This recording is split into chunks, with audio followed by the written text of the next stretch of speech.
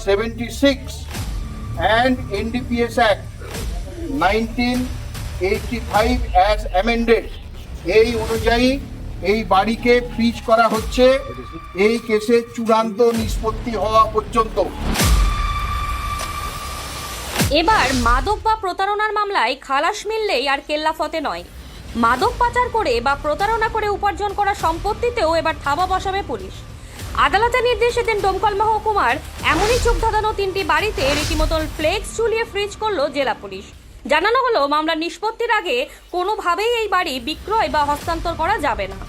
এই বাড়ির ওনারশিপ আব্দুর রাজ্জাক মোল্লা নামে আছে। দূর থেকে আছে। আপনাকে জানানো হচ্ছে আজকে যে ডোমকল থানার কেস নাম্বার 420/2024, ডেট হচ্ছে 2/7/2024, এটা 21C/29 NDPS Act 1985 এর ধারা অনুযায়ী রুজু করা হয়েছিল।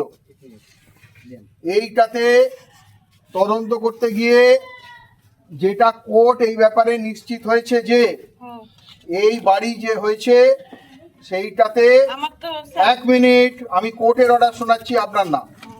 বলা হয়েছে যে এই যে বাড়ি সেই বাড়ি যে করা হয়েছে সেই বাড়ির যে সম্পত্তিতে করা হয়েছে, যে টাকা পয়সায় করা হয়েছে সেইটার ব্যাপারে একটা সন্দেহ দেখা দিয়েছে এবং এটা মনে হয়েছে যে মাদক যে প্রকিউরমেন্ট করা হয় তার টাকাতে এটা করা হলেও হতে পারে। ডোমকল, জলঙ্গি ও রানীনগরের প্রাসাদক্রম 3টি বাড়িতে এদিন পুলিশের তরফে ঝুলিয়ে দেওয়া হয় ফ্লেক্স। আদালতের নির্দেশে সেখানে লিখে দেওয়া হয়েছে যাবতীয় তথ্য।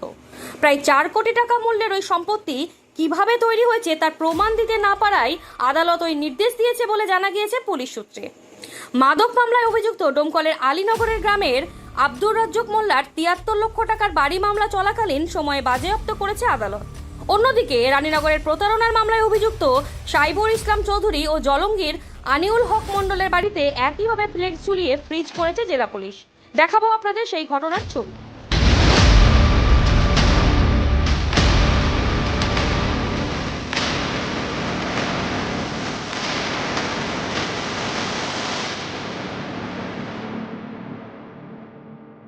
সেই অনুযায়ী লার্নেড কোর্টের অর্ডার অনুযায়ী মুর্শিদাবাদ জেলা পুলিশের তরফে আমরা এবং government of India, ministry of finance, department of revenue, office of the competent authority and administrator, smugglers and foreign exchange manipulator, forfeiture of property act 1976 and NDPS Act 1985 as amended এই অনুযায়ী এই বাড়িকে ফ্রিজ করা হচ্ছে এই কেসের চূড়ান্ত নিষ্পত্তি হওয়া পর্যন্ত।